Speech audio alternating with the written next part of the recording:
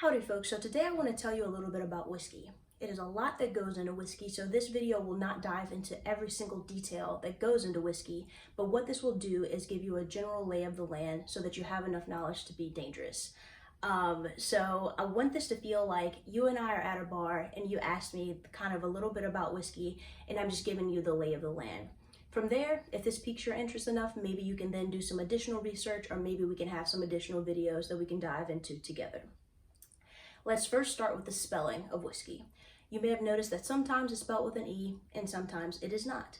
So one little trick for if you're trying to spell whiskey out and you're trying to decide whether you should spell it with an E or without an E is think about the different types of whiskey that we're about to dive into and think about the fact that if the country has an E in its name, then put E in whiskey. If it does not, do not put E in whiskey. For instance, Japan, whiskey is spelled without an E.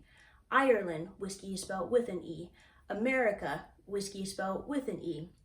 And there are some cases where this does not apply. For instance, the American whiskey maker's mark is spelled with a Y, only a Y, and that's only because that's the way they chose to do it, even though technically that whiskey is made within America. So there's always some gotchas, but that's a general rule to keep you pushing. All right, so the first type of whiskey that I want to dive into is bourbon. Actually, before we do that, we should briefly touch on what is a whiskey, and it's fermented grain mash. That grain can be corn, it can be barley, it can be rye, and we'll talk about the different whiskeys that use different grains. And basically what they do is they ferment that, and that's what makes it alcoholic, and then we put those in those barrels and age them for different amounts of time depending on the types of whiskey. All right, now we'll turn our attention to bourbon. Bourbon is made in America, and it's made with at least 51% corn in that grain mash bill. It is typically known for being sweet because corn is a sweet grain as opposed to rye or barley. There is a misconception that bourbon must be made in Kentucky, typically because that's just where it originated. People think that it is a criteria that it must be made there, but that's not true. For instance, right here, I have a Florida bourbon that I haven't opened yet. But basically, the main things, again, I won't touch on every single point, but that it must be at least 51% corn in the grain mash bill, and that it must be aged in new charred oak barrels to be a bourbon. There are other criteria, but those are the main ones that you want to think about. And the taste profile is sweet. So if you ever have a cocktail and you're trying to decide between bourbon or rye, if you want it sweeter, choose a bourbon. Next, we'll move into a rye. Here we're going to talk about American ryes, but there are also Canadian ryes. And so in this case, instead of it being 51% corn, we want it to be 51% rye in that mash bill. It is known for its sharper notes. And so when I first started tasting whiskey, I didn't like the sharpness. Some people call it spicy. I used to just call it harsh. But now I've grown to appreciate it. It can add some complexity to a drink once you've built up your tolerance a little bit so that you're able to appreciate that spirit a bit more. Let's see. All right, from there. Oh, I forgot. This is the rye that I have on hand. I don't have examples of every single whiskey we're going to talk about, but this is a solid rye. Next thing we'll talk about is let's do Irish whiskey. And so Irish whiskey is known for its lighter taste profile. For it to be considered Irish whiskey, it has to be made of barley and it has to be made in Ireland and aged there as well. It has to be triple distilled. And so sometimes on whiskey bottles that are Irish whiskey, you'll see that they brag about triple distilling. And so they actually don't get cool points from me for that because they have to do that to be considered an Irish whiskey. But they're known for their lighter taste profile. So Irish whiskey can be a solid whiskey for you to get acquainted with whiskey if you're looking for a decent one to start with. Let's see. From there, we'll talk about, and this is another example of a solid Irish whiskey if you're looking for one. Green Spot is one of my favorites. From there, let's talk about Scotch. Okay, so there are so many different types of Scotch. Right here, we have an Unpeated Scotch from one of my favorite brands, Glenmorangie. And so this is called Signet, And so to be considered a Scotch, it has to be made in Scotland from barley. And it doesn't have to be new charred oak barrels, but it does have to be oak barrels that the whiskey is aged in. The main thing that I want you to take away from this, though, is a lot of people say that they don't like Scotch because it's peated. And so, actually, let's take a step back even further. So what is peat?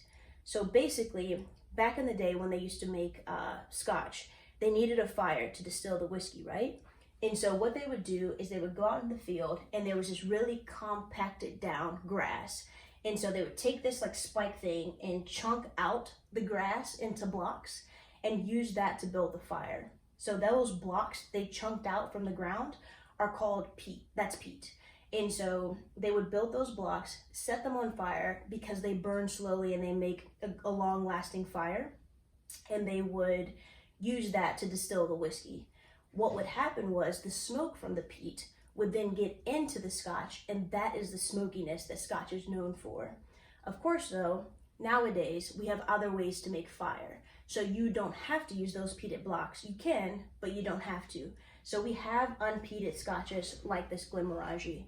Glenmorangie is typically known for their unpeated Scotches. They're typically lighter. Some of my faves, they're actually how I started my journey to love whiskey, is particularly Scotch. Now I'll drink peated Scotches and everything like that, but Glenmorangie is another great whiskey if you're looking to try to learn to love whiskey, but you're struggling to figure out where to start. Okay, so all right, we've established that there are peated and unpeated. Peatiness is typically tied to smokiness, and there are very varying levels of smokiness. Some are like crazy smoky, like Ardbeg. I don't have a bottle of that right here, but super smoky Scotch are there ones that don't have any smoke to them at all, like this Glenmorangie. In addition to peated or unpeated, Scotland has different areas that they use to create their Scotch. And each area has their own characteristics. We won't dive into each one of those right now, but the main one that I want you to think about is Speyside. And so when you see Speyside on a Scotch, that is typically more on the lighter side. But if you see Islay, I-S-L-A-Y, that is the island that's typically, or the region, that's typically known for the smokiness. And so if you're ever trying to pick a Scotch and you don't see Glenmorangie, first of all, you could ask the liquor store. But if you don't want the smokiness, try to not get the Islay. I don't even know. Oh, Highland. So Glenmorangie is made in Highland. That's another region. So we've already touched on 3. I guess I said I wasn't going to dive into those, but Highland is another one that I really like. There are some peated Highland Scotches, but in particular, Glenmorangie is typically on the lighter side. If you want to avoid the smokiness, do not get an Islay Scotch.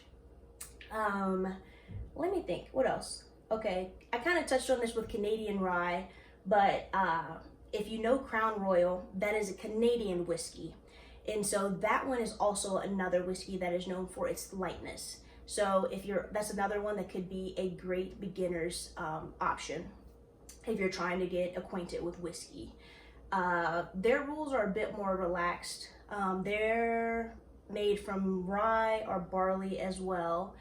I think they even have some that are made from corn, but a lot more wiggle room. So you have a lot more variation in the types of taste profiles that you get from Canadian whiskey. Even more so, particularly with Japanese whiskey. For the last couple of years, they have not had regulations in place. Now they do. I believe that the regulations include that Japanese whiskey must be made with barley, must use the local water, and it must be made in Japan. Before, what Japanese distillers could do, I'm not saying every one of them did this, but technically they could buy whiskey from the United States, ship it to Japan, slap a label on it, and then say, all right, this is Japanese whiskey, and export it back out. But now with these regulations in place, they will not be able to do that. And that is pretty much my crash course on whiskey. Just to recap, if you want a lighter whiskey, just to try to start tasting straight liquor or either making cocktails that aren't too abrasive to you, I would recommend Canadian whiskey or Irish whiskey. They typically have lower proofs and can be approachable. If you are looking to love Scotch, but you may be intimidated by the smokiness, I would recommend going for an unpeated Scotch. Either Glenmorangie, they also have, I believe it's pronounced Glenmorangie Nectar d'Or. That's another one that I got my friends to love. If you are looking for the smokiness, go for the Islay Scotches. Another takeaway, bourbon does not have to be made in Kentucky. And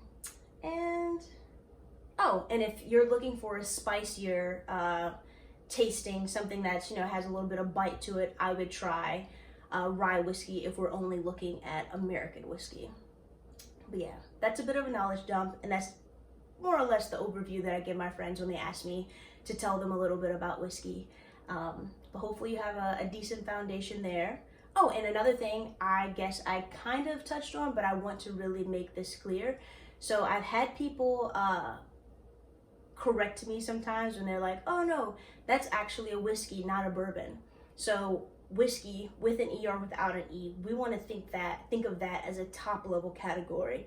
And then down below, we want to think of these other ones that I just covered as subcategories. So we're talking about bourbon, rye American whiskey, rye Canadian whiskey, Irish whiskey, Scotch, Japanese whiskey. So if somebody calls something a whiskey, that's the broader category. If I'm going deeper and calling something bourbon or whatnot, that is a more specific characterization of that type of whiskey. Yeah, so just something to be aware of. And that's all I have for you today, folks. I hope the rest of your day goes well, and I look forward to seeing you next time.